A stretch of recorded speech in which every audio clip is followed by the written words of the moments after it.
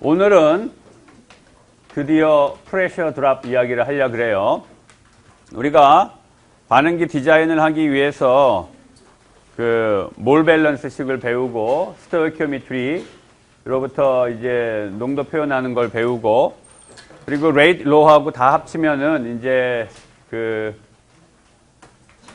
리액터 사이징을 할 수 있는 이제 식을 얻게 되지요. 그런데 그 농도가 그 볼륨이나 볼루메트릭 플로우 레이트이 변하게 되면 이제 식이 좀 복잡해졌었어요. 그 농도가 좀 복잡하게 표현되는 경우가 결국은 볼륨이나 볼루메트릭 플로우 레이트이 컨버전이 달성돼 감에 따라서 이제 변하는 경우지요. 볼루메트릭 플로우 레이트 또는 볼륨이 변하게 하는 원인은 세 가지가 있었어요. 온도, 압력, 그리고 몰수. 그렇죠. 우리가 이제 오늘 다루려고 하는 게 바로 그 압력이에요. 압력이 컨버전이 증가함에 따라서 압력이 변할 수가 있어요. 소위 말해서 프레셔 드랍이라는 걸 이제 이야기하려고 그래요. 이 프레셔 드랍은 뒤에 가서 설명하겠지만 패키드 베드 리액터에서 더 심각하고 그냥 그 PFR에서는 그거에 비하면 PBR에 비하면 훨씬 덜 심각해요. 그래서 먼저 PBR을 가지고 오늘 이야기하고 다음 시간에 PFR 이야기를 하면서 이 챕터를 끝낼 거예요. 봅시다. 일단은 워밍업으로 리퀴드 페이즈 리액션인 경우에 우리가 압력을 좀 바꾼다 그래서 리퀴드의 볼륨이 심각하게 변하고 그러지 않죠. 따라서 리퀴드 페이즈 리액션에서는 그 압력의 영향에 대해서 그렇게 우리가 심각하게 걱정할 필요가 없어요. 하지만 이제 가스 페이즈 리액션은 사실은 좀 달라요. 이 가스 페이즈 리액션에서 농도는 결국은 분모에 볼륨이 들어가야 되는데 이 볼륨이 압력의 영향을 받겠죠. 따라서 토탈 프레셔가 커지게 되면 리액턴트의 농도도 커지게 돼요. 반대로 작아지게 되면 작아지게 되겠지. 따라서 이 프레셔 드랍이 반드시 고려돼야 될 사항이에요. 농도식에 보면 이제 이 식은 굉장히 익숙하죠. 중간고사도 봤으니까. 요게 프레셔 드랍과 관련된 텀이고 요게 온도와 관련된 거죠. 그래서 아이소 서머리면 이게 지워졌던 거고 프레셔 드랍이 없으면 이것도 없어지고 그 다음에 여기 분모에 들어가 있는 거 1 플러스 에필론 X 요게 바로 몰수 변화와 관련된 거죠. 까먹었을까봐 다시 한번 생각해 봅시다. 에필론의 의미가 뭐였죠? 일단 수식으로 보면 에필론은 우리가 어떻게 정의했었어? YA0에다가 델타 곱한 거였었죠. 의미로 보면 컨버전이 100% 달성됐다고 할 때 그 토탈 몰수의 변화량을 얘기하는 거예요. 그래서 에필론 값이 플러스면 토탈 몰수가 그만큼 늘어나는 거고 컨버전 100% 달성됐을 때 마이너스면 감소하는 거고 에필론 자체의 의미는 그러한데 그 의미를 좀 더 가슴에 와닿게 표현하려면 사실은 1 플러스 에필론 X 요거의 의미를 생각하면 더 쉽다고 했었어요. 1 플러스 에필론 X 요 분모에 있는 요거의 의미가 뭐였어요? 초기의 토탈 몰라 플로우 레이트 분의 어떤 컨버전 X가 달성된 그 시점에서의 토탈 몰라 플로우 레이트 그 비율이에요. FT0분의 FT. 그렇죠? FT0분의 FT. 그 값이 바로 1 플러스 에필론 X였어요. 자, 그거를 이제 머릿속에 기억해 두고 이야기를 계속 진행해 갑시다. 세타 이런 거 여러분들 잘 알죠? 초기에 A의 몰라 플로우 레이트 분의 어떤 화학종 J의 초기의 몰라 플로우 레이트였고 여기에서 얘가 문제야, 얘. 그렇죠? 따라서, 결국은 우리가 요 프레셔 드랍에 해당하는 P0분의 P, 요 값을 리액터 디자인을 한다는 건 결국은 리액터의 종류와 또는 뭐 리액터를 어떤 식으로 연결할지, 뭐 시리즈로 연결할지, 패럴렐로 연결할지, 또는 PFR 다음에 뭐 CSTR을 넣을지, CSTR 다음에 뭐 PBR을 넣을지, 리액터의 종류와 순서, 그리고 그 리액터의 사이즈를 정하는 일이죠. 그런데 결국은 이 부분 때문에 컨버전의 함수로 모든 식이 표현돼야 우리가 이제 적분을 하든 뭐 계산을 해가지고 리액터 사이징을 하는데, 문제는 요 텀들이 아직도 살아있기 때문에 얘네들을 뭐 일반적인 플로우 리액터라고 한다면 볼륨의 함수 PBR이라고 한다면 촉매의 무게 W의 함수로 표현을 해야 되겠어요. 그래야지만 우리가 원하는 리액터 사이징을 할 수 있으니까. 그래서 오늘 얘기할 거는 요 얘기만 할 거예요. 요 프레셔 드롭을 어떻게 W의 함수로 표현할지. 오늘 주로 PBR 갖고 얘기한다고 했으니까 요 얘기를 할 거예요. 다음 시간에 이제 PFR 얘기할 테니까 요 볼륨의 함수로 표현하는 이야기를 아마 할 거고. 강의 시작부터 배가 고프네. 자, 예를 들어서 반응 하나를 봅시다. 세컨 오더 리액션인데 PBR에서 일어나고 있대요. 이런 반응이래요. EA가 B하고 C가 되는 이런 반응. 반응 속도식이 이렇게 된다고 합시다. 여기 프라임이 있는 거로 봐서 그렇지, PBR이라고 해놨죠. PBR의 반응 속도 법칙 이렇게 된다. PBR에서 이 반응의 속도 법칙이 이렇게 된다라는 거예요. 여러분들 잘 아는 것처럼 PBR에 대한 그 몰 밸런스식은 이렇게 되죠. 따라서 요거 여기다 이제 집어넣어야 될 텐데,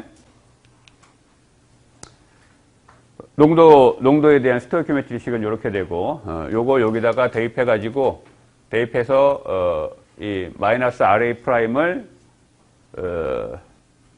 컨버전의 함수로 표현한 다음에 걔를 여기다 대입할 거잖아요. 여지껏 늘 하던 대로. 리액턴트 A에 대해서 표현하면 식이 이렇게 될 거고, 그렇죠? 리액턴트 A에 대해서는 세타 A는 1이니까 이렇게 된 거고, 리액턴트 A에 대해서 이 스토이키오메트릭 넘버는 마이너스 1이니까 여기 마이너스 들어간 거죠. 자, 이건 이제 합치면 되는데, 자, 농도를 집어넣었어요. 아까 여기가 속도 상수에다가 리액턴트 농도의 제곱이었죠. 그래서 농도 텀 집어넣은 거예요, 그냥. 자, 그런데 이제 뒤에 가서 이 다음 슬라이드에서 내가 설명을 하겠지만, 여기에서 이 프레셔 텀, P0분의 P, 이게 1이 아니에요. 1이 아니야. 특히 PBR에서는 1이 될 수가 없어요. 1이 아니에요. 소위 말해서 이 프릭셔널 로스, 어떤 유체가 관을 통해서 지나갈 때 그 관의 촉매가 채워져 있건 채워져 있지 않건 간에 프릭셔널 로스 때문에 프레셔 드롭이 발생하는데, 이 프레셔 드롭이 결국은 크면 클수록, 프레셔 드롭이 크면 클수록 어때요? 반응 속도는 작아지게 되죠. 프레셔 드롭이 크다라는 건 뭐예요? 이 값에 비해서 이 값이 많이 작아졌다는 거지. P0에 비해서 P가 많이 작아져요. 그러한 프레셔 드롭이 심각하면 심각할수록 반응 속도는 작아지게 돼요. 따라서 프레셔 드롭을 우리가 반드시 고려해야 된다라는 거고, 프레셔 드롭에 집중하기 위해서 일단 뭐 문제가 너무 복잡하니까 온도는 안 변한다. 아이소서멀 오퍼레이션을 하고 있다라고 칩시다. 그러면 최소한 요거는 없어질 거야. 그런 상황에서 요 식을 여기다 대입한 거죠. 여기다 대입한 거예요. 그대로 그냥 대입한 건데, 다만 아이소서멀이라고 했으니까 요거만 없앤 거예요. 그럼 수식이 이렇게 될 거예요. 그렇죠?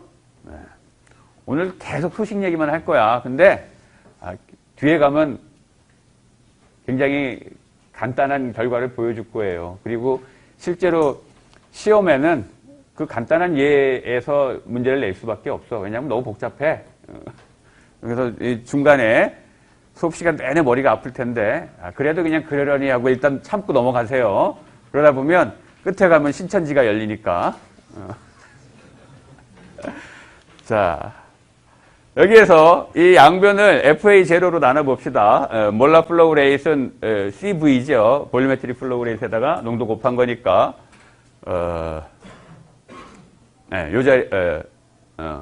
요 자리에다 대입하고 여기에 CA0의 제곱이 있으니까 뭐 얘하고 약분이 되겠네. 하나가.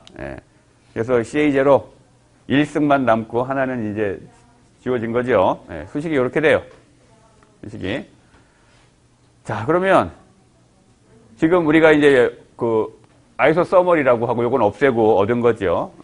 최소한 아이소서멀 오퍼레이션 하는 그 상황에서는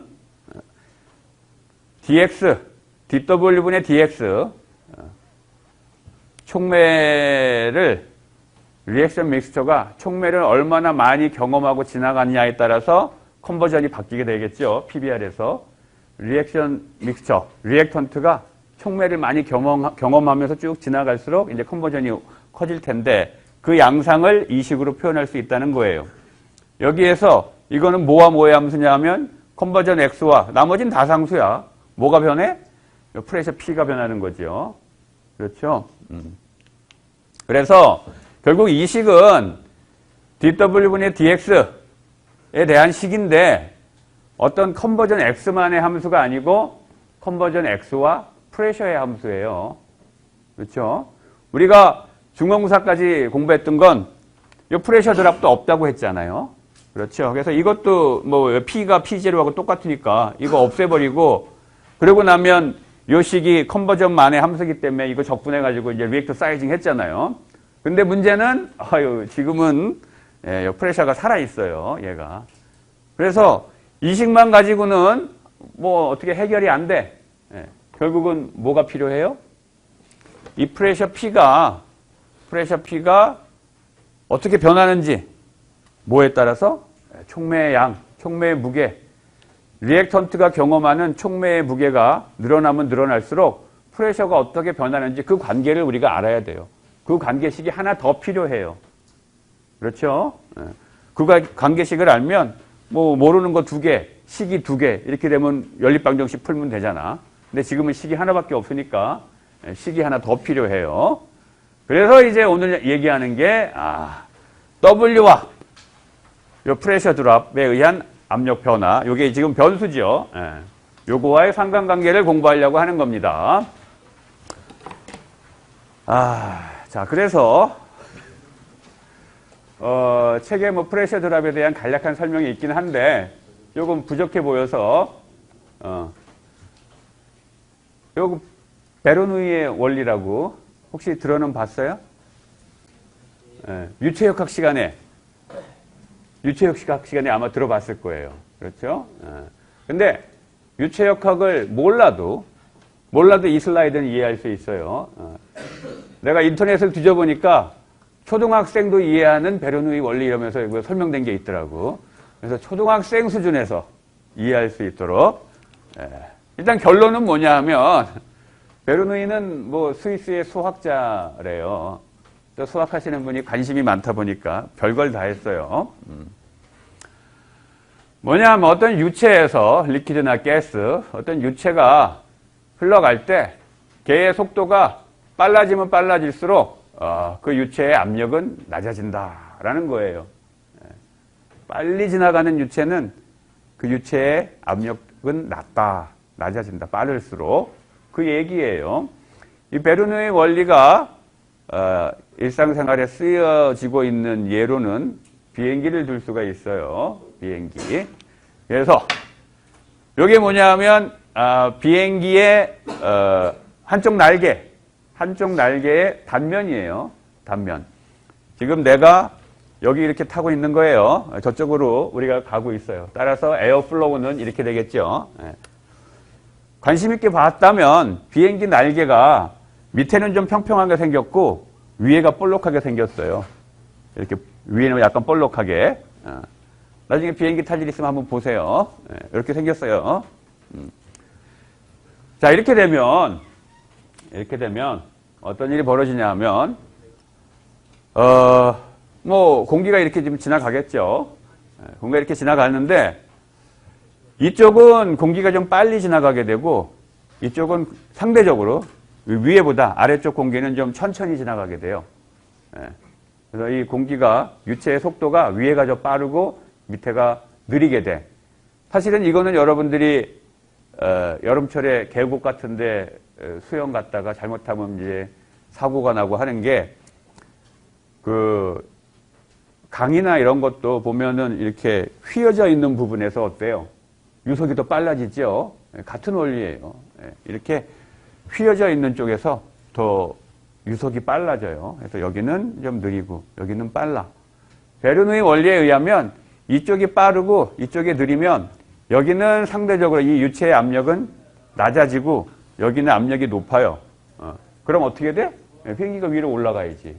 밑에는 압력이 높고 위에는 압력이 낮으니까 비행기가 위로 올라가야 되죠. 그래서 이제 비행기가 이륙을 해가지고 하늘을 날아가는 거예요. 그러면 초등학생도 여기까지 이해하겠지. 그러면 왜 위의 압력이 낮아지느냐? 왜? 이렇게 생각하면 쉬워요. 압력이라는 게 뭐 기체 갖고 예를 들면 압력이라는 게 결국은 입자들이 그 벽을 자주 때리고 더 세게 때리고 하면 압력이 큰 거죠. 압력은 바로 그거예요. 우리가 물리학 시간에도 공부했지만 그 안에 들어가 있는 입자들이 벽을 얼마나 자주 얼마나 세게 때리느냐 그거에 의해서 결정되는 거죠. 그런데 앞에서 얘기했던 것처럼 이쪽의 유체는 굉장히 공기가 빨리 지나가. 여기는 천천히 지나가면서 노크를 하면서 가는 거예요. 꽝꽝꽝 부닥치면서. 근데 빨리 가야 되는 줄에 줄 서 있는 애는 이쪽으로 가기 바빠지고 빨리빨리 가야 되니까 여기에 자주 충돌을 못해요. 세게 충돌도 못하고. 그렇죠? 따라서 여기는 압력이 낮아지고 상대적으로 여기는 압력이 높게 돼요. 그 이유 때문에 이제 비행기가 뜨게 되죠. 이 베르누이 원리라는 건 그 안을 들여다보면 결국은 에너지가 보존돼야 된다라는 거로부터 식이 유도된 거예요. 이게 사실 식이 있어요. 근데 뭐 수식은 얘기할 생각이 없어. 초등학생도 이해해야 되기 때문에. 에너지가 보존돼야 된다. 라는 것부터 나온 거고 결국은 어떤 에너지들이 보존되냐 하면 여기에 그 유체가 지나가고 있을 때 카이네틱 에너지, 포텐셜 에너지, 그리고 인터널 에너지. 여기서 인터널 에너지라는 거는 사실은 이제 입자가 지나가면서 한 일이에요, 일. 그게, 그 합이, 요 라인을 따라서 어디에서든 다 똑같아야 된다. 그래서 에너지가 보존돼야 되기 때문에. 그거로부터 결론을 내다보면 결국은 유속이 빠를수록, 유체가 흘러가는 속도가 빠를수록 압력은 낮아져야 된다는 결과가 나오게 돼요. 근데 내가 앞에 슬라이드에서 그 프레셔 드랍이 프릭셔널 로스 때문이라고 했잖아요. 여기서 말하는 프릭셔널 로스라는 게 결과적으로 보면 유속이 빠를수록, 그러니까 유속이 빠른 곳과 느린 곳의 차이가 있으면 유속이 빠른 곳은 압력이 낮아지고 유속이 느린 곳은 압력이 상대적으로 크지요. 그래서 이쪽이 압력이 낮아지게 돼요. 근데 이러한 현상은 언제 더 심하겠어? 그 안에 어떠한 유체가 지나가는 관이 있다 그러면 그 관이 좁을수록 이 관의 벽하고 어떤 벽이 있으면 그 벽 쪽의 유체 유속은 더 느리죠. 가운데 쪽은 더 빠르고. 그렇죠? 그리고 그 관 안에 우리 촉매처럼 뭐가 잔뜩 채워져 있다 그러면 그런 촉매들이 많은 표면을 제공하기 때문에 그쪽에서는 또 유속이 느려질 거 아니야. 그리고 상대적으로 거기서 멀어진 곳은 유속이 빠를 거고요. 그런 이유 때문에 앞에서 이제 프릭셔널 로스라는 말을 쓴 거예요. 자, 그래서 프레셔 드랍은 파이프나 튜브에서 유체가 지나갈 때 어떤 지점과 또 다른 지점, 어떤 지점에서 시작해서 저쪽으로 가고 있으면 압력이 떨어지게 돼요.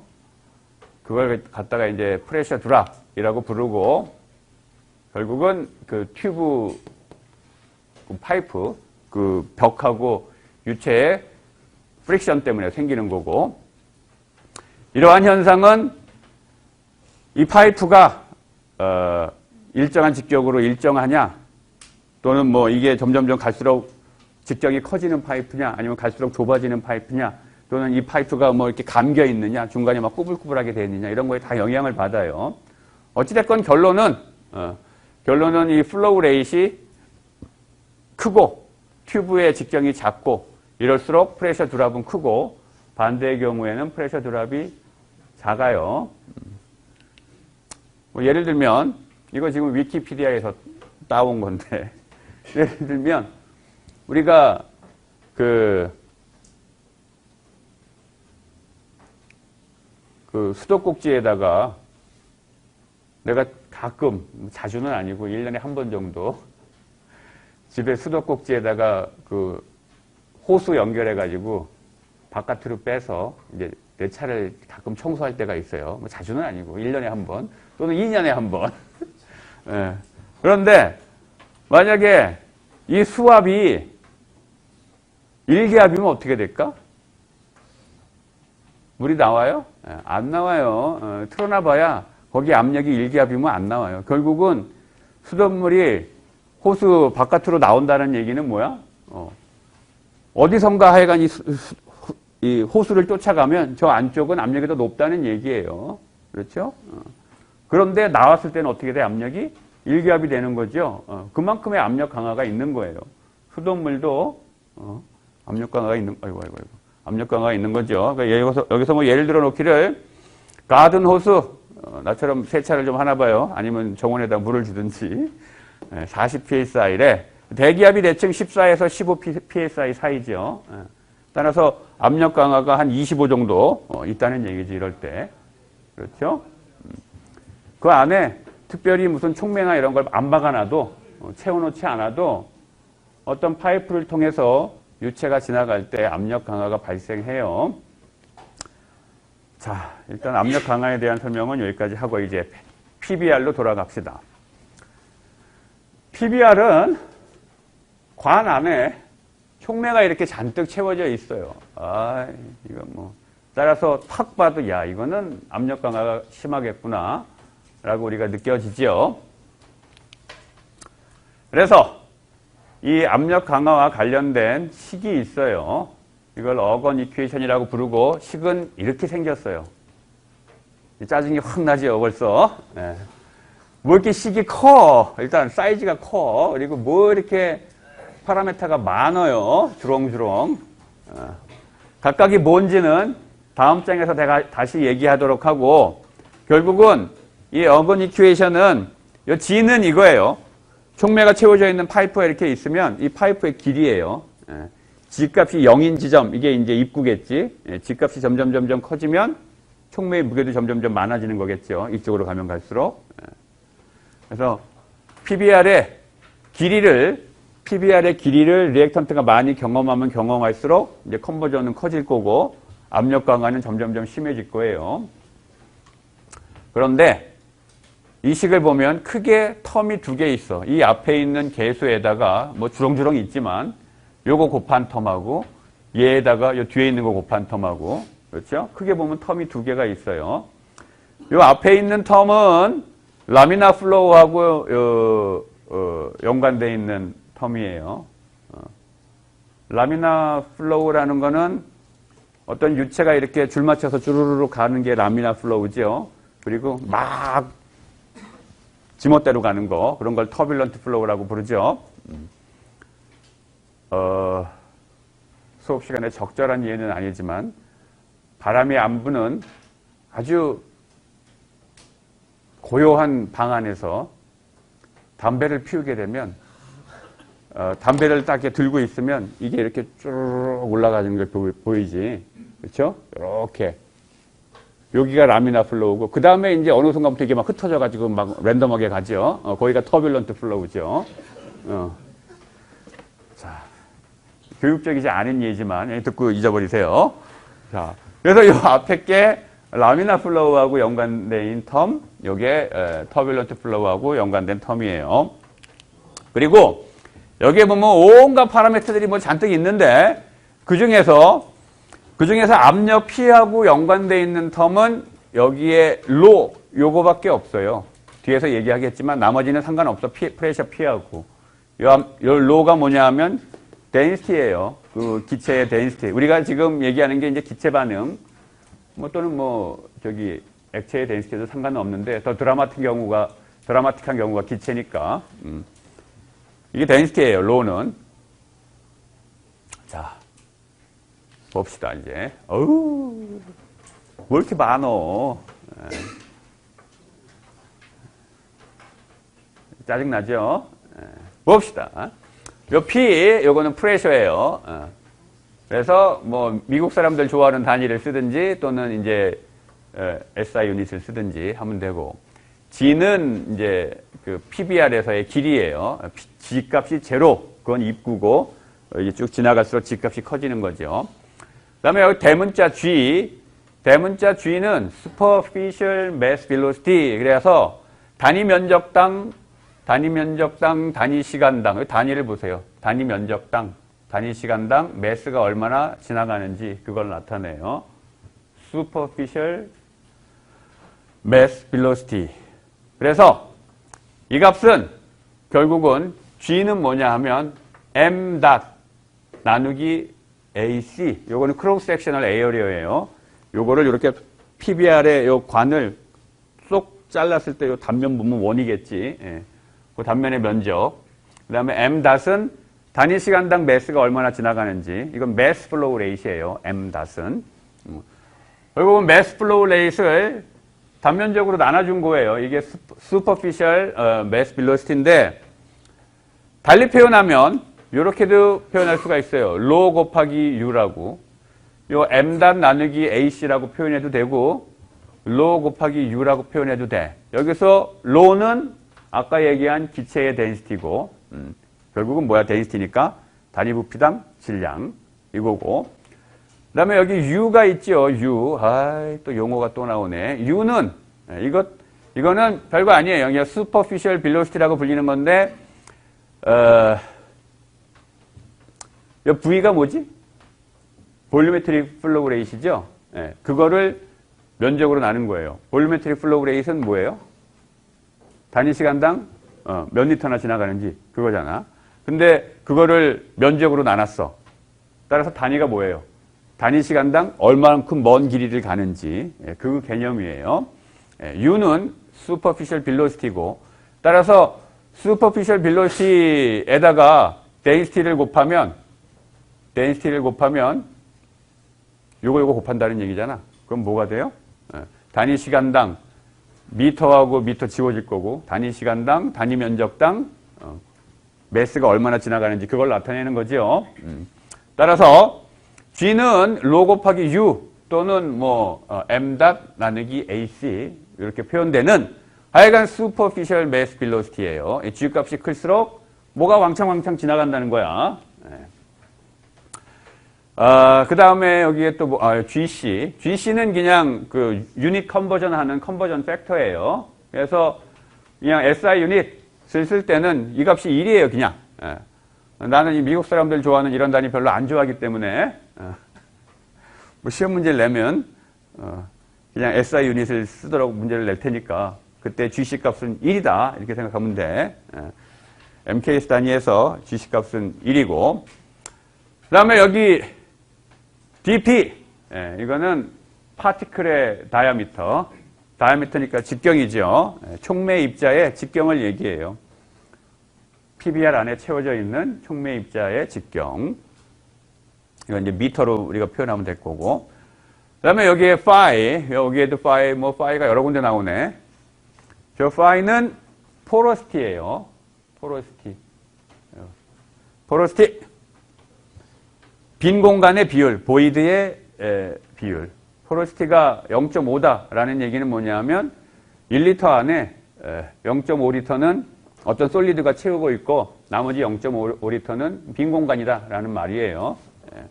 그래서 이게 porosity이고, 따라서 porosity는 그 PBR, 이 베드 볼륨 분의 보이드의 볼륨. 예를 들면 PBR 요 길이가 1m짜리가 있다고 칩시다. 그리고 촉매가 채워져 있어요. porosity가 0.5라는 말은 이 전체 파이프의 볼륨, 그러니까 이 길이 곱하기 단면적 하면 볼륨이 나오겠죠.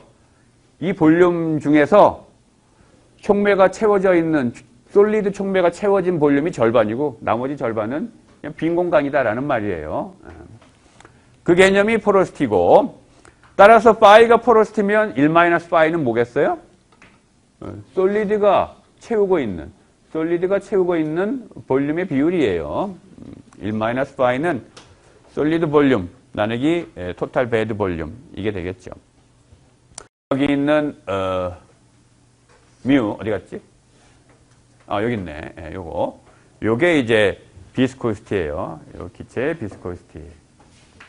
자, 그래서 여러분들 다 봤지만 여기에서 압력하고 연관되어 있는 건 요 데인시티밖에 없어요.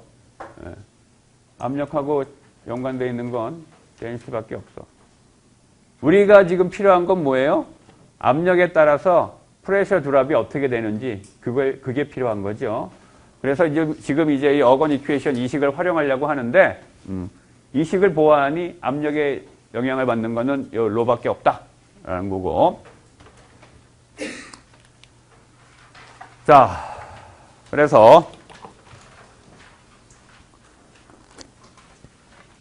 PBR이 1학기 내내 우리는 스테디 스테이트 오퍼레이션을 가정하고 있는 거죠. 스테디 스테이트 오퍼레이션 되고 있다라고 하면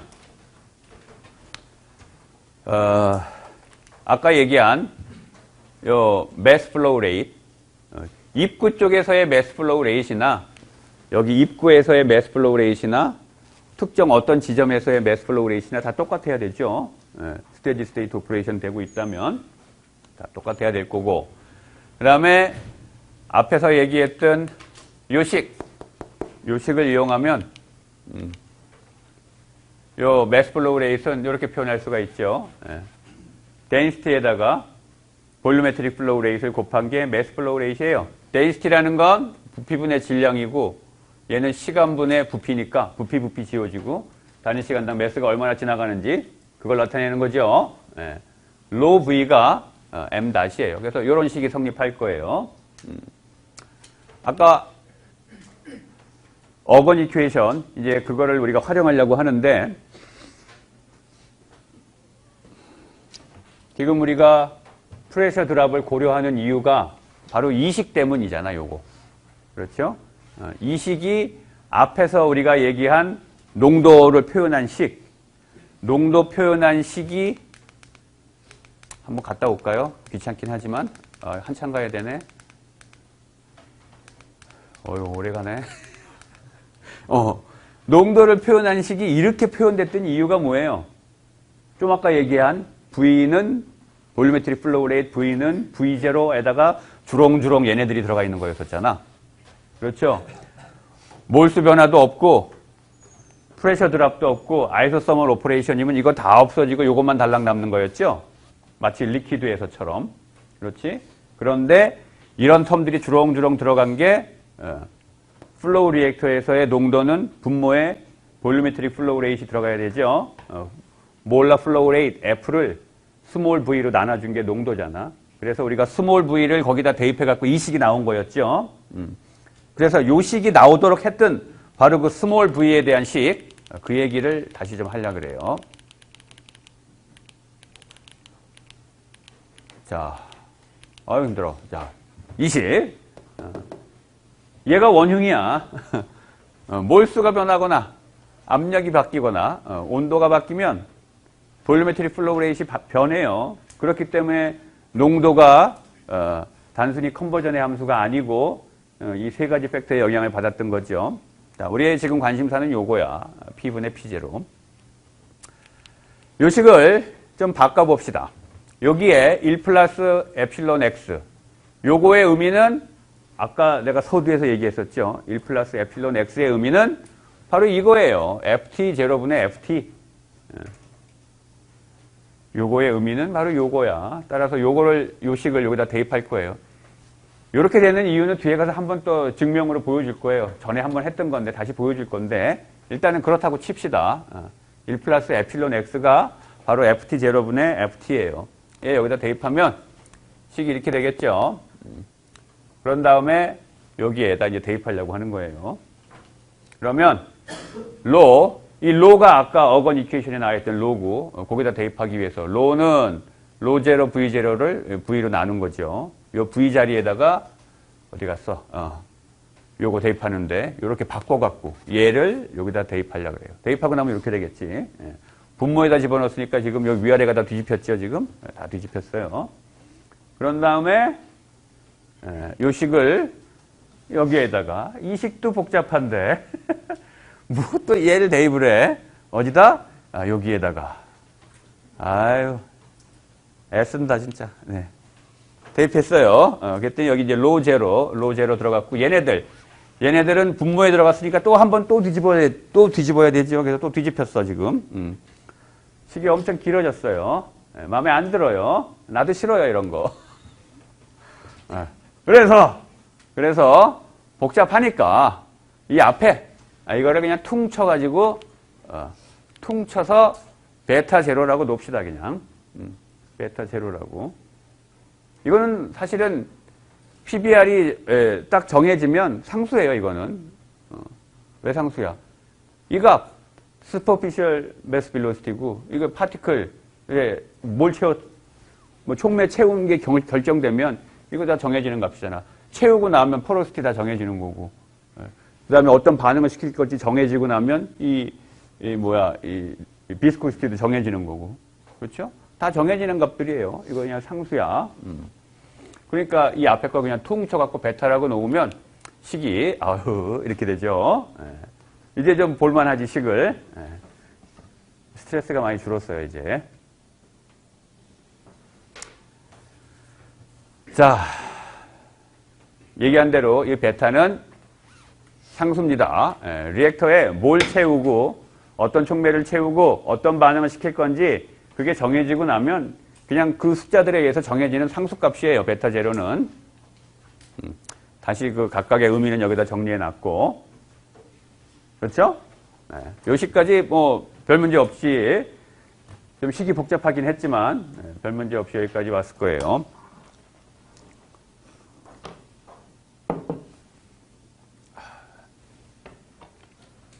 좀 더 가봅시다.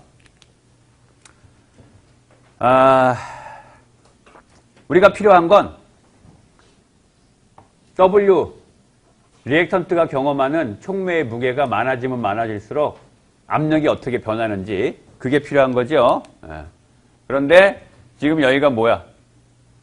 길이야 지금. 그렇죠? PBR의 길이 입구에서부터 얼만큼 얘가 지나왔는지 길이에 따라서 압력이 변하는지 어떻게 변하는지 그 식이 지금 얻어져 있는 거죠.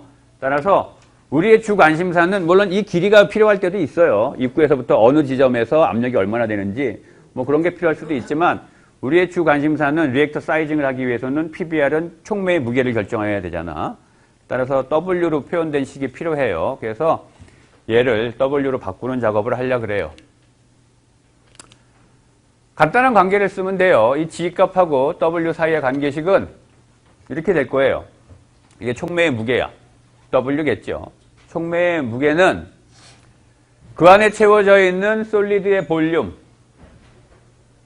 볼륨에다가 그 솔리드의 density 곱하면 되죠. density에다가 볼륨 곱하면 무게잖아. 그렇죠? 이건 틀림없는 사실이고. 그럼 그 안에 채워져 있는 솔리드의 볼륨은 어떻게 되냐? 솔리드의 볼륨은 생각을 좀 해봐야 돼. 왜냐하면 이 파이프 안에 촉매의 입자가 빼곡하게 빈 공간 없이 보이드 없이 꽉 채워져 있는 게 아니죠. 그렇죠? 일부는 솔리드 캐탈리스트가 채워져 있지만 나머지 공간은 보이드예요 지금. 따라서 촉매 솔리드의 부피는 1-파이가 뭐야? 솔리드의 비율이라고 했죠. 솔리드 프랙션이야. 그거에다가 AC 곱하기 G는 뭐예요 지금? 이게 패키드 베드의 볼륨이죠. 패키드 베드의 볼륨에다가 1-파이 곱한 게 바로 솔리드의 볼륨일 거예요. 그렇지? 거기에다가 이제 아까 이건 처음 얘기하네. 촉매의 density, 캐탈리스트의 density 이걸 로 C라고 합시다. 캐탈리스트의 density를 곱하면 그게 바로 웨이트가 되겠죠. 그래서 식으로 쓰면 이렇게 되겠죠.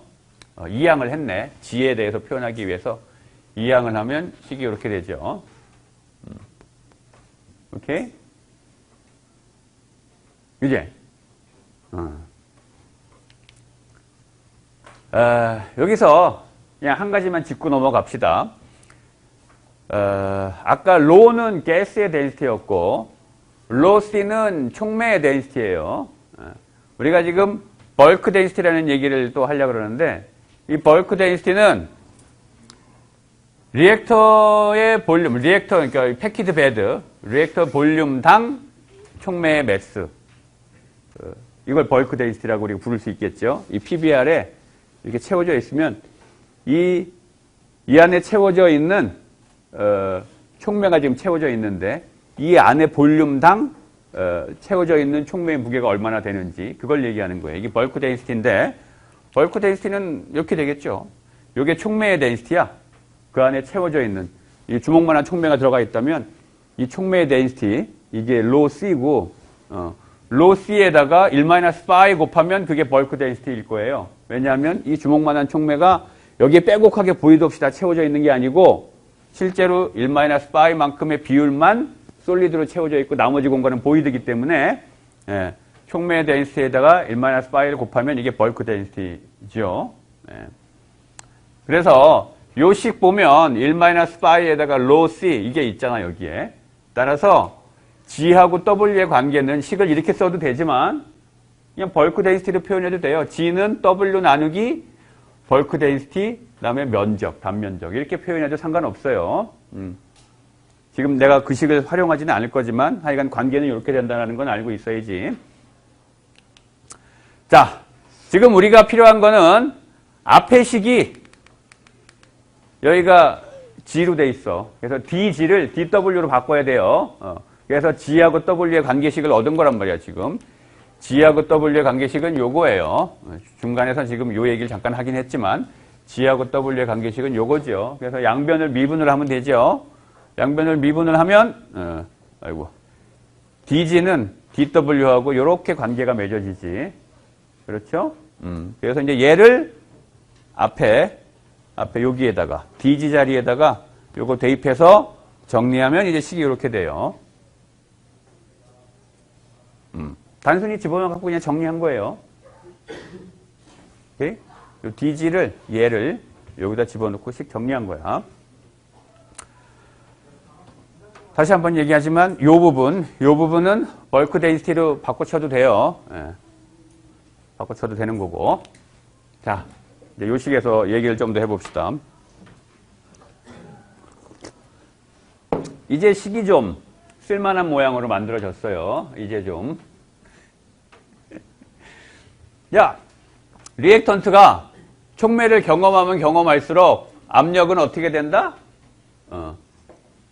압력은 줄어들어요. 줄어드니까 앞에 마이너스 있잖아. 줄어들어요. 오케이. 여기에 지금 온도 텀도 있고, 토탈 몰라 플로우 레이트 변하는 텀도 있고, 그 다음에 여기 압력 텀도 있고, 그렇죠. 관계식이 있는데, 좀 더 간단하게 바꿉시다. 여전히 좀 복잡하니까. 일단은 묻지도 따지지도 말고, 이렇게 놔봅시다.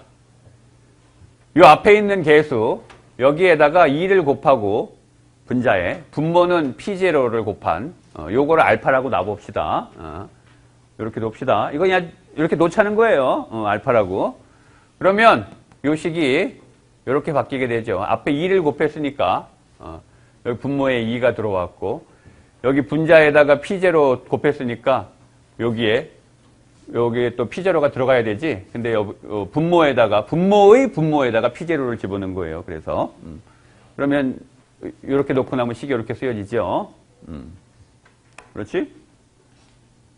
그런 다음에 우리가 얘기하는 프레셔 드랍 여기서 있는 P분의 P0 그거를 Y라고 놓읍시다. 여기서 Y는 프레셔 드랍 Y예요.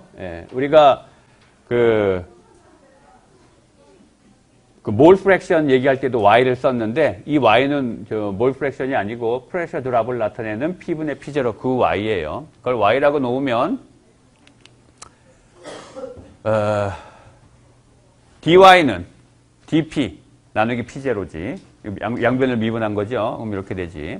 그 다음에 dp 자리에다가 p0 곱하기 dy, dp 자리에다가 p0 곱하기 dy 여기다 집어넣은 거예요. 집어넣고 나면 식이 이렇게 됐어. 그렇죠? 많이 좀 식이 이뻐졌어요. 이제 다 온 거예요. 촉매, 리액턴트가 촉매를 많이 경험하면 경험할수록 프레셔 드랍, Y는 심각해져요. Y 값이 심각해진다는 건 뭐야? P0에 비해서 P 값이 많이 작아지게 되겠죠. 그렇지? 그래서 Y 값이 1보다 많이 작은 수가 될 거예요. 촉매를 많이 경험할수록 이 Y 값이 점점점 1에서 멀어지는 작은 값이 될 거야. 근데 그거에 영향을 주는 건 이 안에 압력이 들어가 있죠. 이 Y의 정의에 여기 압력 P가 들어가 있어요. 그래서 압력도 영향을 주고, 그 다음에 온도도 영향을 주고, 토탈 몰라 플로우 레이트도 영향을 주고, 다 영향을 줘요. 지금 이 식은, 일단은 여기에서, 놔두고 나중에 다시 활용할 건데, 우리가 멀티플 리액션이나 멤브레인 리액터를 디자인할 때 다시 나올 거예요, 이 식은. 전에도 우리가 볼륨이나 볼유메트릭 플로우 레이트를 표현할 때 그때 FT0분의 FT가 들어가 있는 식을 유도했었어요. 그래 놓고선 이 식은 나중에 멀티플 리액션이나 멤브레인 리액터 때 쓸 거다. 지금 당장 우리가 필요한 거는 컨버전의 함수로 표현된 거다라고 했었잖아. 지금 이거는 컨버전의 함수가 아니고 이 토탈 몰라 플로우 레이트의 함수로 표현되어 있죠. 이 식은 당장 우리가 별 쓸모는 없어. 하지만 나중에 쓸 거예요. 컨버전의 함수로 다시 표현할 거야. 이거를 컨버전의 함수로 바꿀 때 전에 어떻게 했었어요? 전에 1 플러스 에필론 x가 ft0분의 f인 걸 이용했었어요.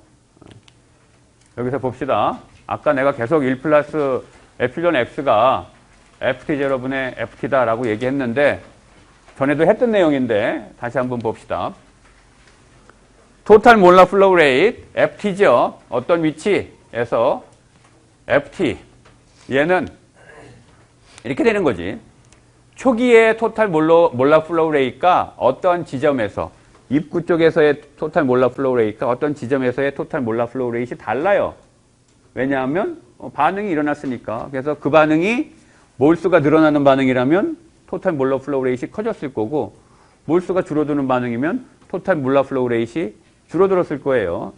따라서 FT0에다가 이 두 번째 텀을 써야 되는 거지. 여기서 델타는 여러분들이 잘 아는 거고 컨버전 값이 커지면 커질수록 델타 값이 0인 반응은 토탈 몰라 플로우 레이트 변화가 없고 델타 값이 늘어나는 반응, 몰수가 늘어나는 반응, 그런 반응은 이제 커지는 거고 델타 값이 음인 반응, 그거는 얘가 작아지게 되는 거죠. 컨버전이 커지면 커질수록 점점점 입자의 개수가 늘어나니까. 그래서 FT0를 묶어내면 식이 이렇게 되지. 그렇죠? 여기에서 우리가 에필론의 정의식이 뭐예요? YA0 델타잖아. YA0는 그 몰 프랙션이죠. 초기의 A의 몰 프랙션. 따라서 전체 몰수 중에 초기의 A의 몰라 플로우 레이트, 전체 몰라 플로우 레이트의 초기에 A의 몰라 플로우 레이트, 이 비율이잖아. 그렇죠? 거기에다 델타 곱한 게 에필론이니까 바로 이게 에필론이라는 거죠. 따라서 1 플러스 에필론 x가 ft0분의 ft예요. 네? 그래서 에필론의 의미는 전에도 얘기했지만 컨버전이 100%가 달성됐을 때 토탈 몰라 플로우 레이트이 변화한 양, 이거를 나타내요. 그래서 컨버전이 100%가 달성되면 여기가 1이 되는 거잖아. 그래서 에필론은 뭐야? 이거 빼기 1이지. 그렇죠? 요거 빼기 1. 그게 뭐야? 토탈 몰라 플로우 레이트의 변화량이죠. 그러니까 FT0분의 분자는 토탈 몰라 플로우 레이트이 컨버전 X가 1이 될 때 얼마나 변했는지 그걸 나타내요. 근데 이거는 뭐 말로 얘기하려면 주렁주렁 말이 길어지잖아. 그러니까 그거보다는 차라리 이걸 기억하는 게 더 유익한 것 같아요. 내 생각에는. 1 플러스 에필론 X의 의미가 FT0분의 FT예요. 그냥 바로. 따라서 요 식을 이용하면 앞에서 얻었던 요 식을 바꿀 수 있죠. 여기에다가 이제 대입하면 되잖아. 아이고. 그래서 대입을 하시면 여기에다가 그럼 식이 이렇게 되죠. 뭘 좀 바꿔놨네. 여기다 대입한 다음에 1 플러스 에필론 x를 요 가운데로 옮겨놨네요. 자, 이게 이제 우리가 써먹을 결론이에요. 요 알파는 어떤 반응을 시킬 건지, 촉매는 뭘 집어넣을지 정하고 나면 정해지는 상수야, 알파는. 그래서 혹시 시험에 나온다면 내가 알려줘야지, 이 값은. 그렇죠? 알파, 이거 상수고. y는 그 P0분의 P, 프레셔 드랍을 나타내는 거고. 자, 이 식을 보면, 리액턴트가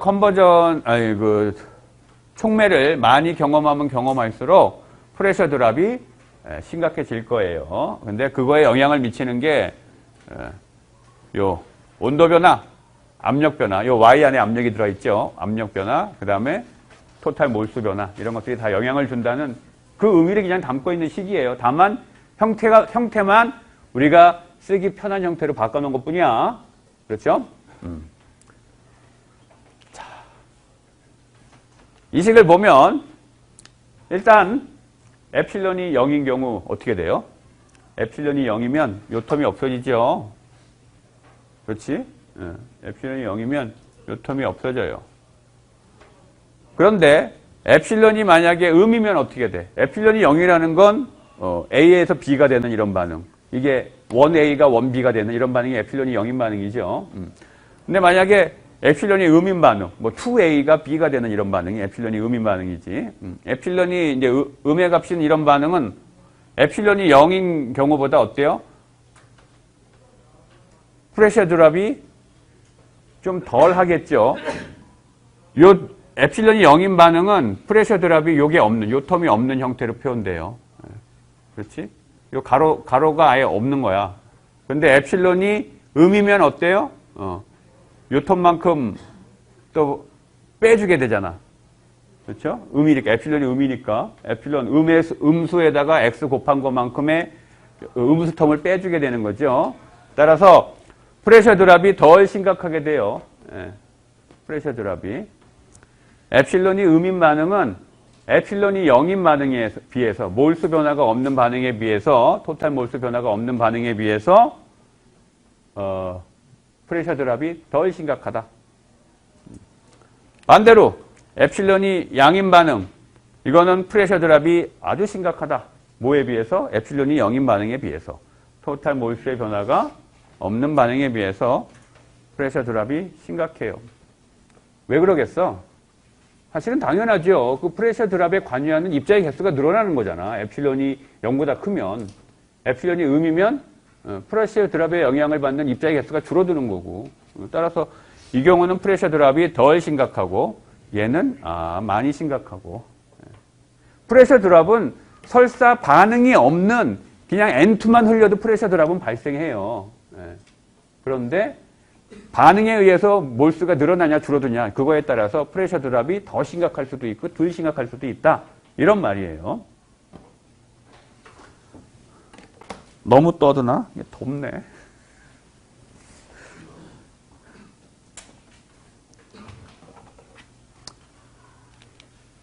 자, 그러면 방금 얻었던 요식 갖고 더 이야기를 할 텐데 여기에 보면 뭐 온도 텀도 있고 몰수 변화 텀도 있고 여기 압력이 들어가 있는 Y도 있고 이러니까 여전히 복잡하죠. 그래서 좀 더 단순화시켜 봅시다. 만약에 온도가 일정해 아이소서멀 오퍼레이션이에요. 그러면 이때 요식은 이렇게 되지. 온도가 일정하니까 이거 없어지고 그 다음에 아까 얘기한 우리가 프레셔 드랍 Y는 P0분의 P였으니까 dy 자리에다가 이거 다시 여기다 집어넣으면 식이 이제 그 dw분의 dp는 뭐의 함수야? 컨버전 x와 프레셔, 여기에 프레셔가 나오겠죠. 얘 여기다 집어넣고 나면 여기에 프레셔가 나오겠지. 그렇죠? dw분의 dp가 x와 그 p의 함수 형태로 나오게 돼요. 우리가 아까 뭐라 그랬어요? 그 레이트 로우하고 몰 밸런스 이퀘이션, 스토이키오메트리 다 컴바인 한 다음에 얻은 요식. 이 식이 아까 마음에 안 들었던 거잖아. 왜 마음에 안 들었어? 기껏 다 컴바인하고 나서 봤더니 이쪽에 컨버전만의 함수로 표현되는 게 아니고 여전히 압력이 남아 있었잖아요. 그렇죠? 이게 컨버전 X와 압력의 함수였어요. 따라서 이거를 갖고 풀어갖고 우리가 리액터 사이징을 못했어. 그래서 추가로 필요했던 게 뭐예요? 압력과 W 사이의 관계식이 필요했던 거잖아. 그래서 어건 이퀘이션으로부터 우리가 이걸 얻은 거죠. 최소한 온도가 일정한 아이소서멀 오퍼레이션 경우에는 요 텀이 없어지기 때문에 드디어 우리가 원하는 W와 이 안에 P가 들어있지. W와 P 사이의 관계식을 얻은 거예요. 그렇죠?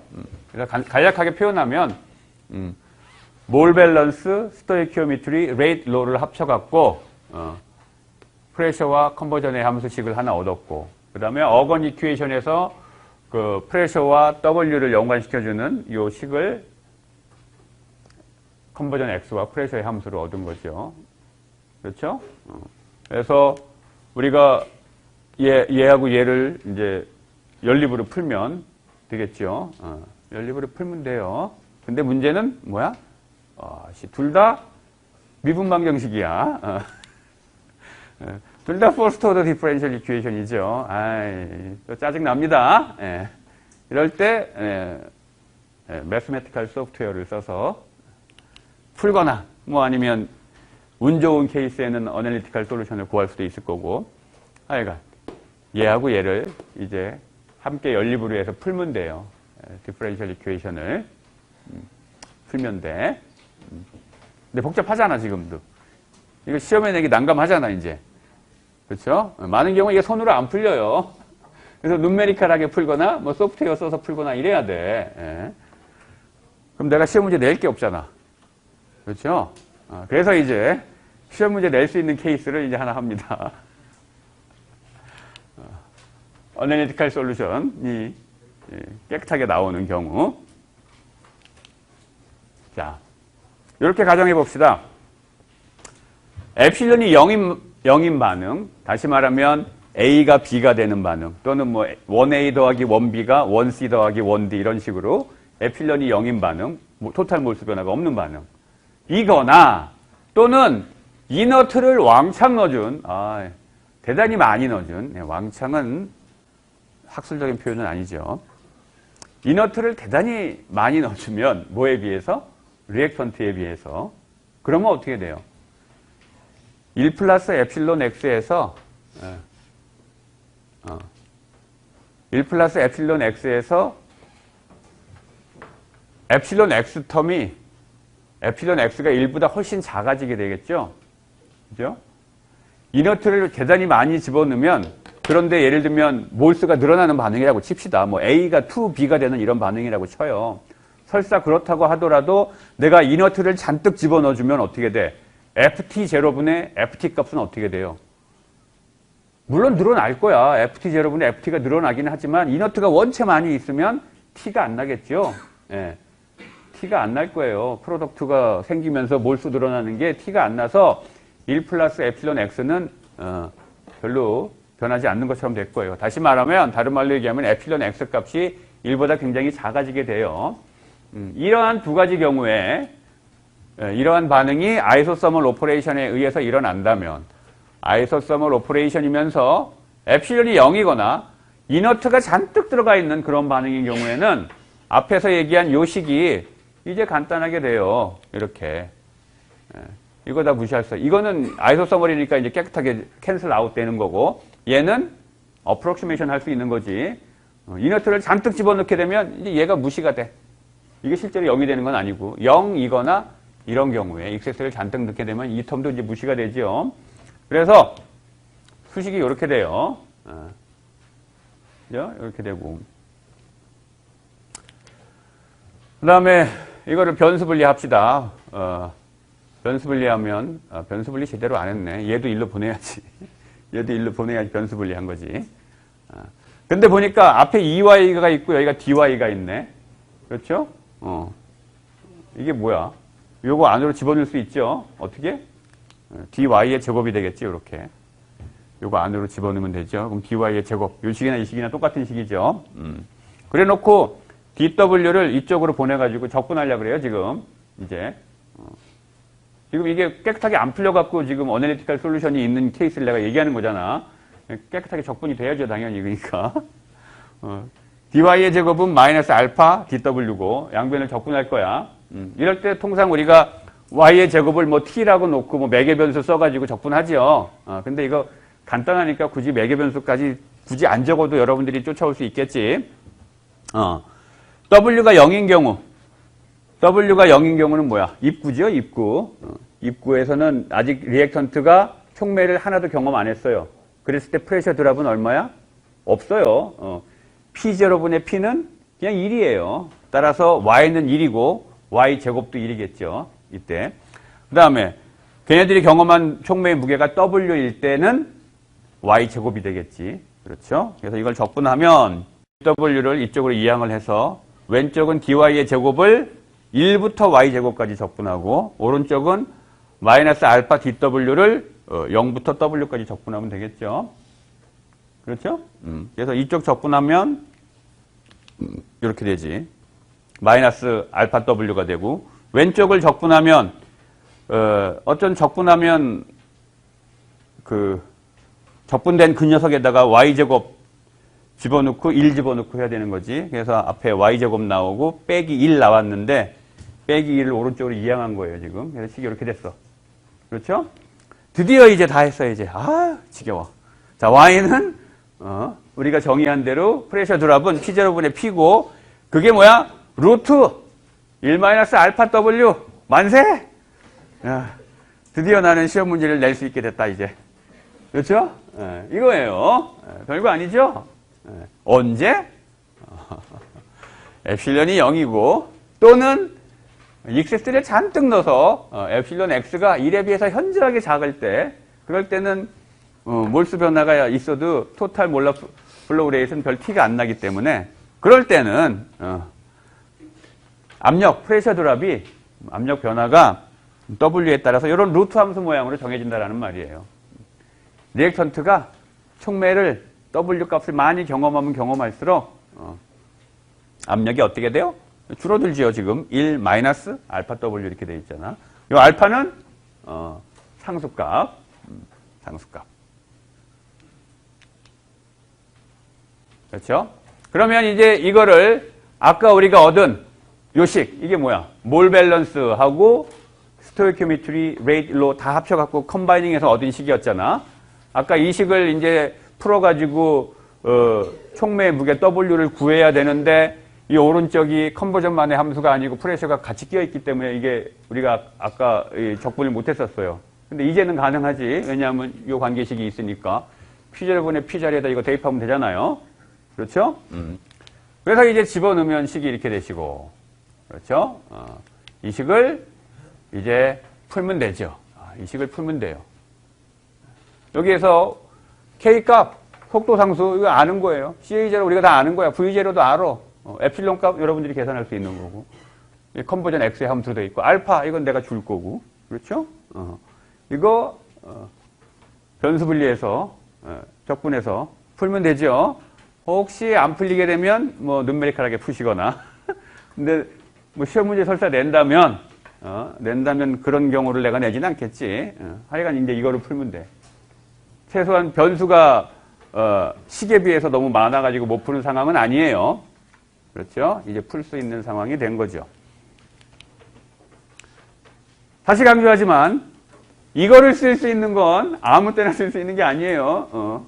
이런 운 좋은 경우는 언제냐? 아이소서멀이면서 동시에 엡실론이 0이거나 또는 익세스로 이너트를 잔뜩 넣어줬을 때 그때만 이런 운 좋은 케이스가 된다.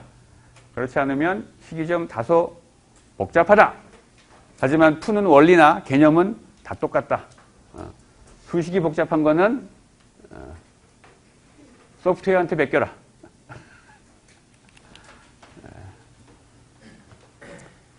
그리고 지금까지 우리가 W와 컨버전을 연관시키기 위해서 아까 의도적으로 리액터에서 PBR에서의 입구서부터의 길이 스몰 z 값, 스몰 g 값을 W로 아까 바꿨었죠.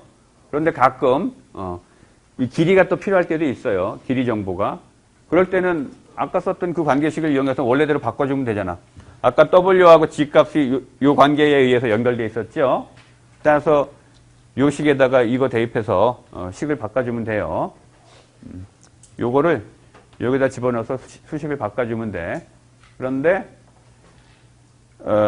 사실 이거는 필요 없어요. 얘 여기다 대입하면 되는데 그런데 여기에 있는 알파까지 우리가 아까 정의해 놓은 요 정의식을 여기다 집어넣고 식을 정리하고 나면 식이 더 이렇게 깔끔하게 아까 어건 이퀘이션에서 베타 제로라는 거 정의했었잖아.